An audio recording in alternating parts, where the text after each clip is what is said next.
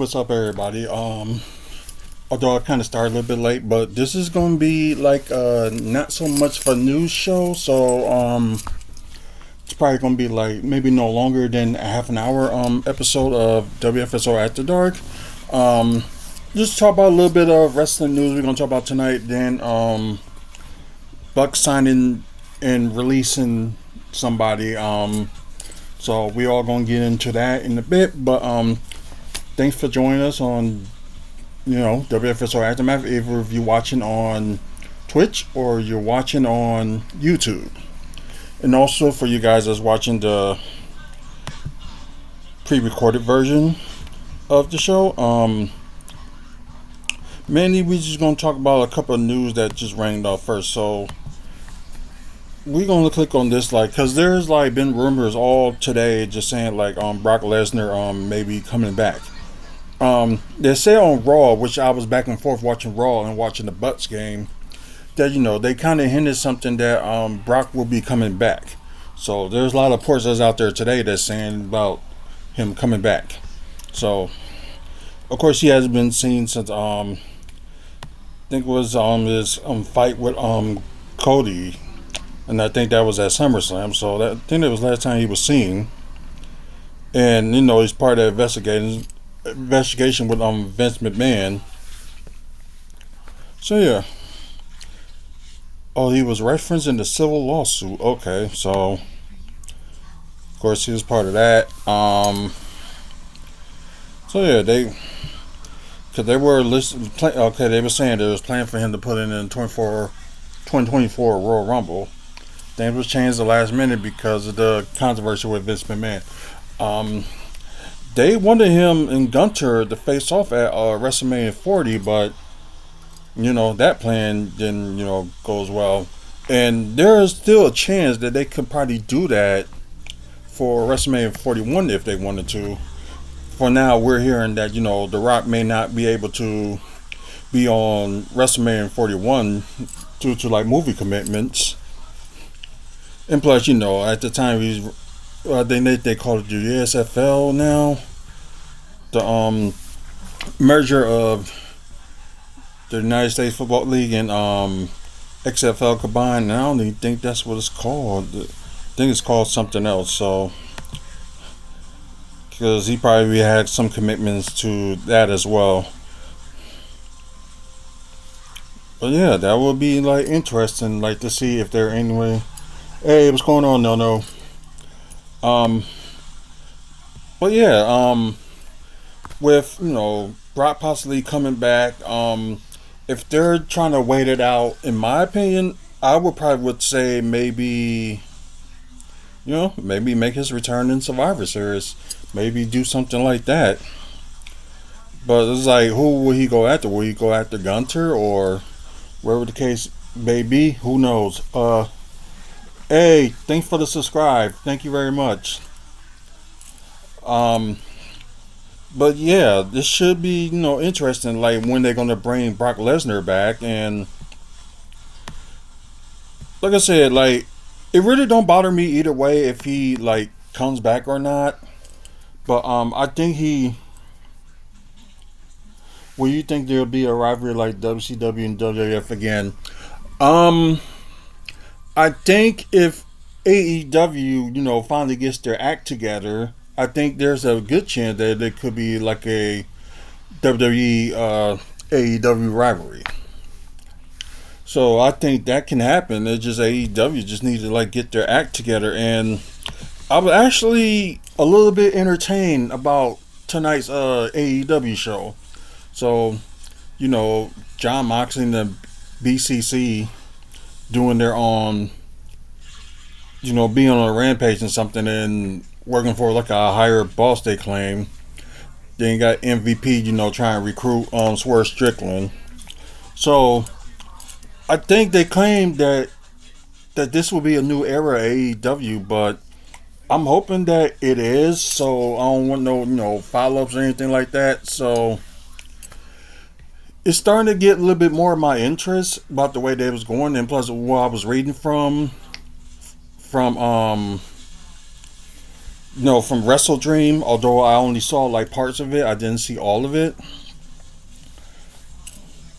But yeah, I'm thinking it's gonna get somewhere like very interesting. Anyways, I know I gotta catch up with NXT, so I know I gotta do that. So hopefully sometime, either today or tomorrow, get that chance. It is so much better for the fans to have that competition.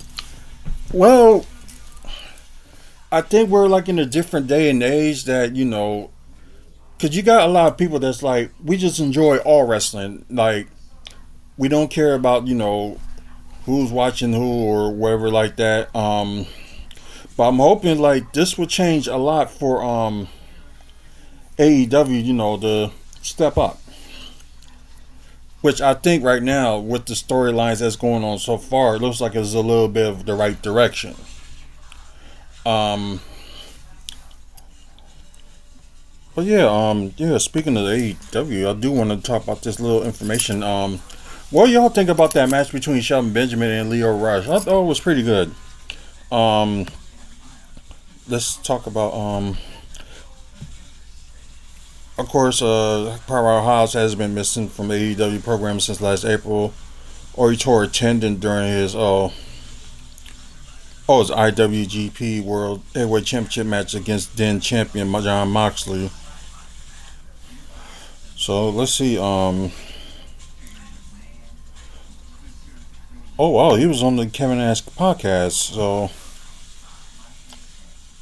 okay, yeah, okay. It says he's been cleared. So I guess the matter of the time is like when they're gonna bring him in. So and they claim they got like all these signings and stuff like that. Um, Especially you finally got return of Adam Cole during the this past weekend's pay per view event. So yeah, there's a lot of people that they can bring back in AEW that have been out of action, or some people that they sign. So AEW has a lot going on that they just need to calculate on. And I think right now, since like Wrestle Dream, I don't know how it did good in like ratings or anything like that, or how the crowd was. But I think I'm just basing it from what I saw tonight, and I'm thinking like they're heading in the right direction. So I hope they don't like have one good week, then suddenly they fumble it like the next couple of weeks. So I'm hoping that it goes well for AEW. Like I don't wish ill will on any company. I hope all like companies to succeed, and like to see something doing good, and give WWE some competition. But I'm saying that maybe it will get somewhere with AEW, but some of the hardcore fans are like getting not liking it, and especially like you got your stars that started with you from day one. Like it's like the only one that they was pushing from their own stars that ever have like a world champion is MJF. I know like MJF was in like WWE for like little stunts and stuff like that, but I'm just saying like Ashley started with AEW. But trying to think so yeah, Nikki Bella's husband or ex-husband won the custody battle. So they're kind of like questions of what's Nikki Garcia has been, so was her husband like right about what she's been doing to him, or the injuries that he suffered? I know we talked about a little bit about that. I think like about maybe a couple weeks ago. So yeah. Okay, so yeah, this is another one that I want to read into. Like AEW got all these big guys, and it's just like, are they going to actually like use these guys? So let's see, AEW has struggled to capitalize efficiency booking big men on their roster with stars like Warlow losing crazy amounts of momentum and having a lackluster title runs instead. Bully Ray and Mark Henry addressed the issue in a recent episode of Busted Open Radio and explained that the poor booking isn't the fault of the stars of the slightest. I agree, it's not the stars' fault. Like, you had somebody like all the momentum, and I ain't gonna lie, Vince McMahon is kind of guilty of this too. Like, you got some of these big mans and like, and plus, Vince McMahon is a favor of big man anyway. But like, if you have like big man, you need to calculate on that. Like, just show some dominant people. So okay, let's just see. Miro is gone. So listen, the Miro experiment at AEW did not work at all, and it's not because of Miro. Bully opened up. Henry brought up that Warlow and asked Bully's opinion on his run, and well, was the veteran also described as another failed experiment that wasn't his fault. Henry didn't know how several AEW main event stars are undersized, and that this shouldn't mean that the bigger athletes never reach on top. Henry also know that Saham Sin hasn't been seen in a long time and described as a giant as an unbelievable attraction who he thinks should get more time at AEW, which I do agree. I just don't understand the prejudice against the big guys, Henry noted. Then Henry suggested that a few options Tony Khan could utilize in his booking, such as gimmick matches that only include the larger athletes. Bully added that he's been complaining about this issue for a long time and noted that Khan handling it of the big athletes isn't good and is wasting talent. The veteran even noted that if Warlow somehow wasn't talented, he was over. Because Goldberg wasn't that talented when he began either, but he was over, and Eric knew, Eric Bischoff, Eric knew how to market him, and AEW don't know how to market Warlow. Which, like, I agree, I'm not saying, like, have, all these big men always dominating the, in the scenes and always had, like, a world title, but I think he right that, there are certain, like, sides of talent that should not, well, I shouldn't say they shouldn't hold the belt, but they should at least be, like, having them, like, doing something, like, just see how, like, a guy that's like a giant or something like that, and have them hold the goal and see how some things have changed. So it does depends how, and they are right there. It does depends how you market the big guys that you got, and it's like, I understand y'all going with these guys that's like undersized or something like that, because it's good to see like the guys that's undersized actually win a title or win matches and stuff like that. So there's nothing wrong with that, but it's like you're doing it like a little bit too much. It's like Powerhouse Hobbs, he was over, and it's like, why he's not getting the the world title and stuff like that. And we all wanted like Powerhouse Hobbs to be the first like black champion, but it ended up going to, of course, Square Strickland, which ain't nothing like bad said about him, but it just would be good to see like big guys like in competition. Like, it's good that you see, like, I know I'm kind of repeating myself like a broken record, but there's at least like one time have like a dominant champion that is a big guy and like run with it. I just really just don't get Tony Khan. I'm like, is he playing the role by the fans because of like the talent, but you can't have a big guy that has talent and can't like run with it?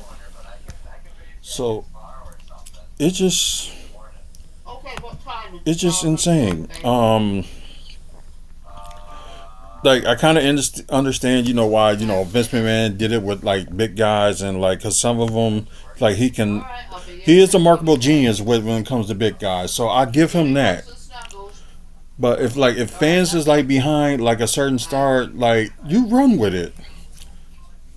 And I think that's what they fell in on AEW is like if you had like stars that's like the fans like behind and stuff, like run with it. Especially if like the villains that you can hate so much, you run with it. It's kind of like what it was with MJF for having that that long world title run, and it's just like it's just crazy. Okay. Oh, this was interesting. Let's talk about we already know Jordan Grace is like probably gonna be end up signing with no WWE probably sometime in next year. Well, WWE wants her to sign with him, and plus the trial runs they did. This year's Royal Rumble and couple of NXT couple of matches at NXT and plus their NXT PLE event, which was very good. Yeah, they say her contract will expire in early 2025, and yeah, Jonathan Gresham. Let's see. Oh, he's gonna be a free agent next year too. So, oh, they don't know if it's time frame of him getting let go. If his contract ends, don't even know because you know they could become like a package deal. So why not? Well, yeah, this give him like a multi deal, like because I think Jonathan Gresham will be successful in WWE because I think he had a lot of success in Ring of Honor and maybe maybe AEW may sign him, put him in Ring of Honor and have him. But then again, they had him in AEW once before, but they didn't do much with him. So yeah, that's just crazy. But but yeah, they didn't do like a back and forth thing with some that like NXT talent like go to TNA or he'll be TNA, but didn't go to like NXT yet, so they didn't do that. But I wonder there's something they could be wait. Okay, this is interesting. So while Gresham hasn't worked in NXT yet as part of a working relationship between the brand and TNA, he was spotted backstage on in NXT Battleground back in June when Grace wrestled Perez. Those close to the situation said Gresham has made positive impressions on WWE officials in the past, but it remains unclear whether WWE has any interest in signing them. Well, I'll be like TNA in my opinion, like they try with the gimmicks and stuff like that, but they're not doing much with them either. So they haven't done much with them like how Ring of Honor has done with them. And I'm thinking that excuse me, that there's some of these scars and some of these stars that you really just gotta like really like put them out there and see what happens. Because you never know. Jonathan Gresham is that good. So I don't want him to be like. I just hope that like he'll be won't be treated if he end up going to WWE. Just hope he doesn't be treated like Apollo Crews is and like good talent, but WWE doesn't have a clue what to do with him. So yeah, that's what I'm kind of like worried about, and then just hoping it doesn't like get that way. Um, let's see. Yeah. Oh, I forgot. The COO of Ring of Honor, Joe Koff, passed yesterday, so it was all over like social media. So it's just too bad Ring of Honor didn't like go on his own. They had to be bought out by AEW, which AEW doesn't have a clue what to do with that brand either. You have a women's champion Athena, which I got my own opinions about her, but hold they had the title in 2 years and not even being out there on AEW like you are with your Ring of Honor champion, Mark Briscoe. So, and I'm saying like there was no competition for her in Ring of Honor, and she can't even defend. Can't even like let go of the title. You know what I mean?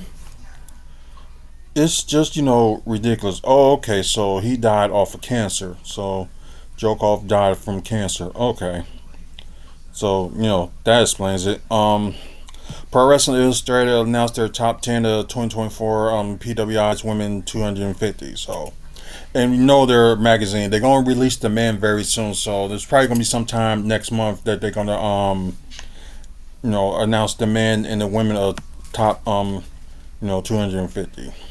But I think the bad thing is like they doing it like now, and they should have like do it in January. So speaking of which, we might end up doing our own thing, like doing like a I would say maybe a top 20 or something like that. So we'll probably will do something like that, like in January. That's something like an idea. So if y'all in favor of an idea, do it like a man's top 20 and a woman's top 20. Just let me know. I'll like make a video and put it out there and go from there. So just let me know.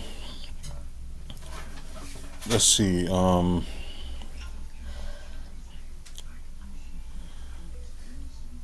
Let's see this.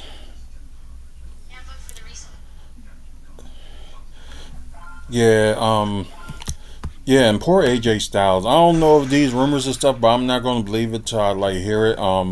He returned last week, and suddenly he got injured. So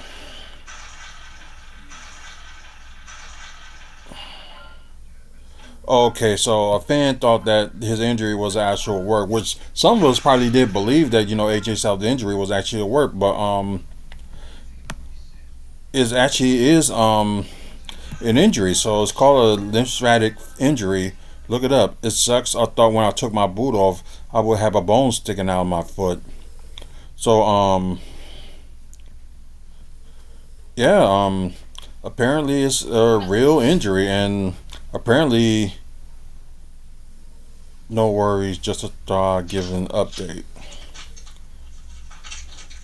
So and they said this injury is like going to take him up to a year to fully crap. That's not what I wanted to do. It'll take him up to a year for him to fully recover.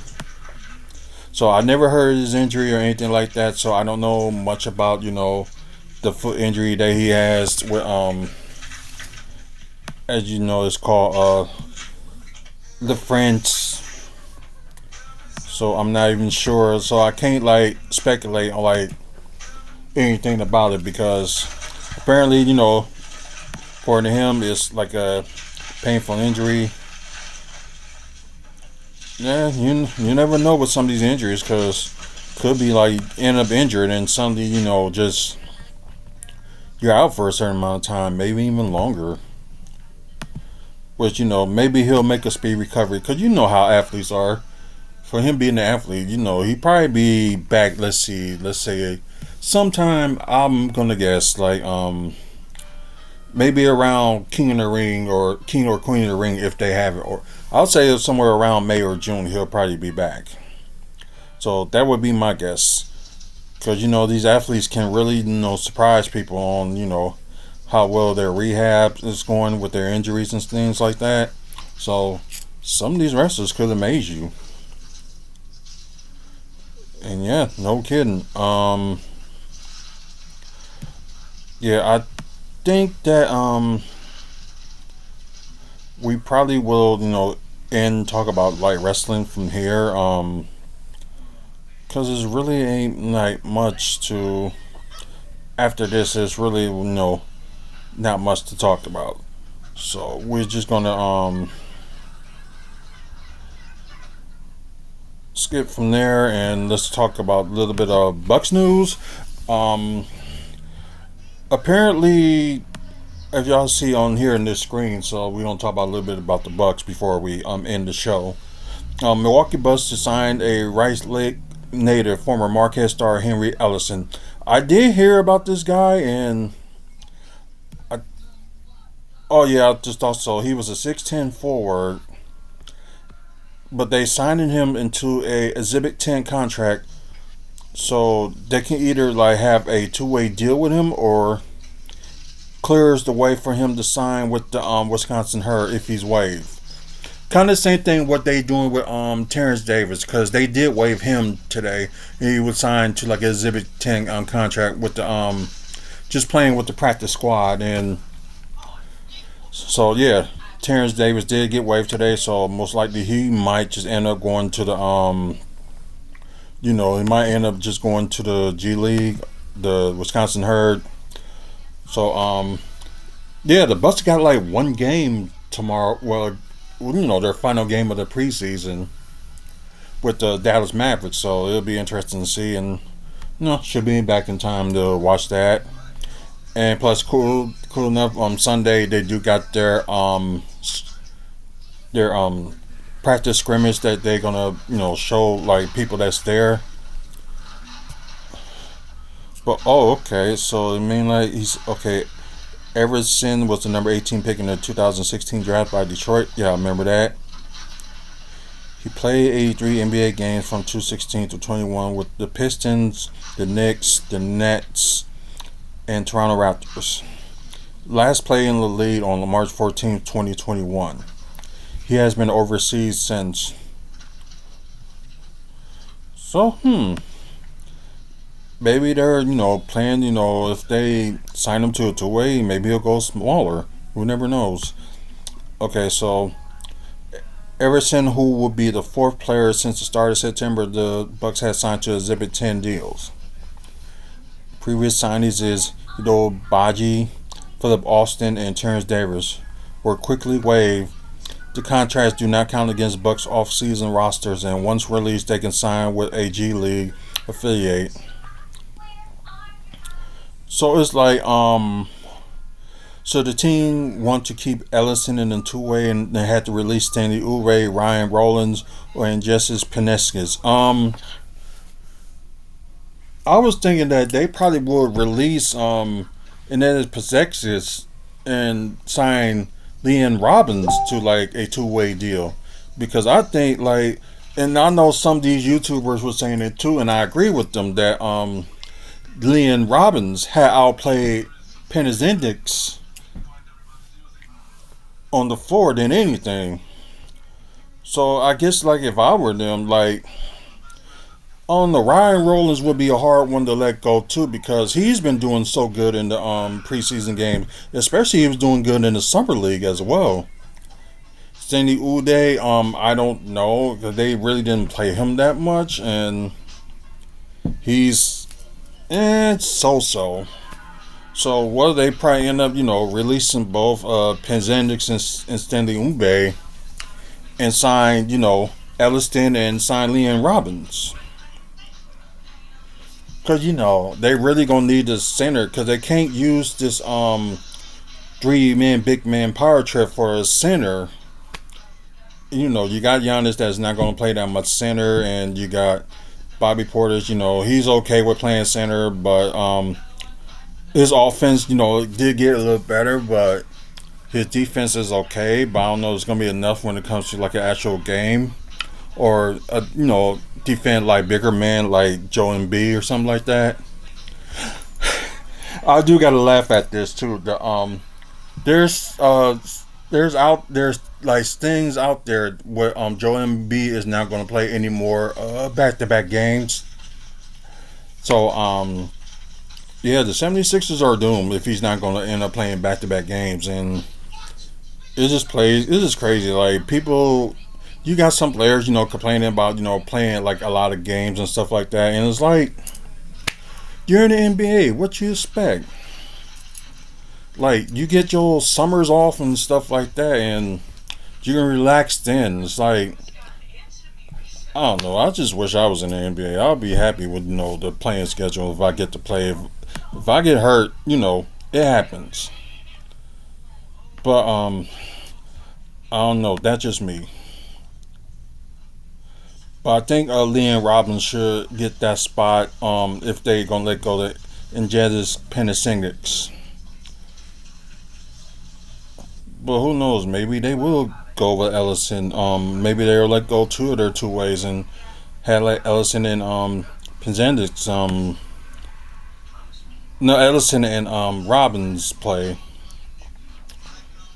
So that would be like interesting. And plus, you have a hometown favorite like signing in a two way, and it'll be good to see what he does. You never know. I don't know, but I guess we'll see what they do. If news comes up about this, I will talk about it more, and we'll go from there.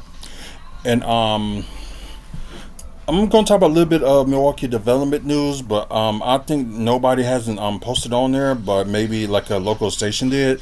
I guess they just talk about the update of the venue that they're making. The reason I'm talking about a little bit about this venue that they're doing nearby the Pfizer Forum is like there's a big possibility you can have you know besides like concerts and stuff like that, you can have events like a TNA or like a wrestling event like going on in this, because it's like it's gonna be mostly standing, and half of it's gonna be gonna be having like seats and stuff like that. So big possibility they can have like a like TNA can host an event like that. And that they can work in that building. So the building doesn't have a name yet, and they are constructing it. It's been like since May they've been constructing it. Although they had to took 2 weeks off because of the RNC. But anyways, they kind of hinted that they did gain some interest in people that want to put something in that area where the Bradley Center used to be, and that's where the new building that they're going to be done with by next year or late next year. So they're going to get done with that. There's other things that I know there's possibly talk about putting a hotel in that area, but they can put like some other stuff if they want to there too. But yeah, but we was hoping that with the construction and stuff like that, when it started with their district with Pfizer Forum and all the other stuff like was around it, we was hoping all the stuff would have got done by in let's see, it's 2024 now, so we was hoping they was get done maybe like 2026 or 2027. So it's probably gonna be they probably still can, but I think it's gonna be like a little bit later when they're gonna get things like done with that district. Like, cause they adding a lot of stuff in there. There's gonna be like a dentist that's gonna be in the area too. The Anacumbro store is there. You got one hotel there already, and you're gonna build another one. Then you're gonna have something for MATC, which is Milwaukee Area Technical College, like their sports facility. They're gonna have that there.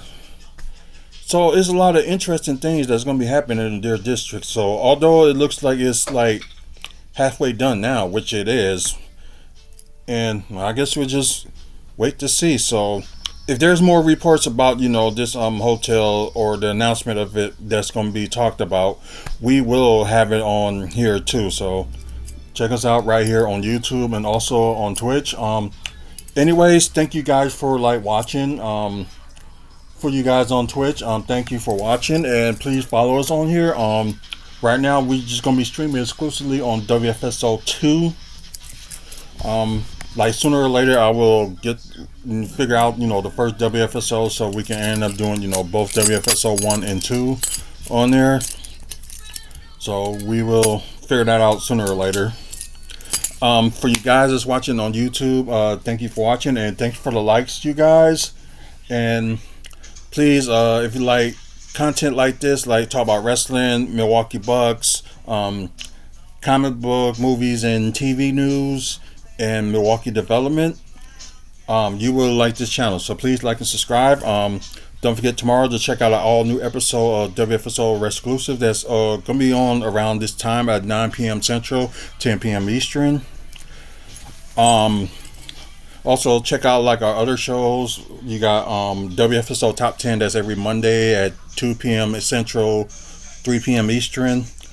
Of course, you got WFSO Aftermath that's going to be on every Sunday, so we should be back on our regular time this Sunday. Um, of course, you got this WFSO After Dark. And other programs we got like coming up ahead, but I think there's no other no pay per view. Only like pay per view that's going to be going on would be next week would be TNA's Bound for Glory. So I think that's the only one that's going to be going on.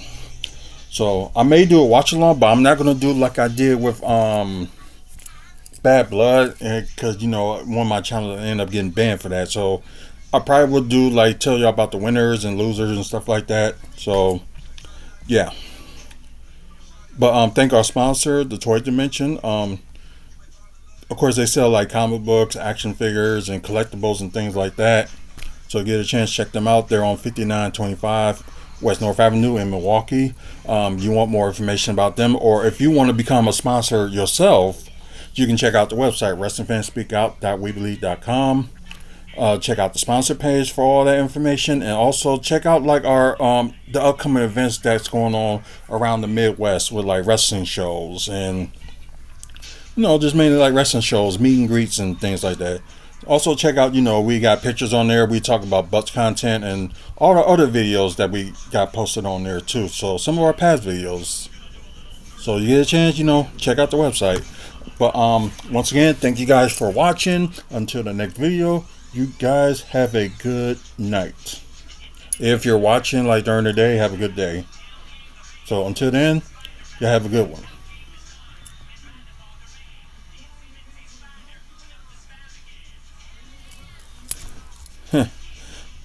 Once again, thanks, guys.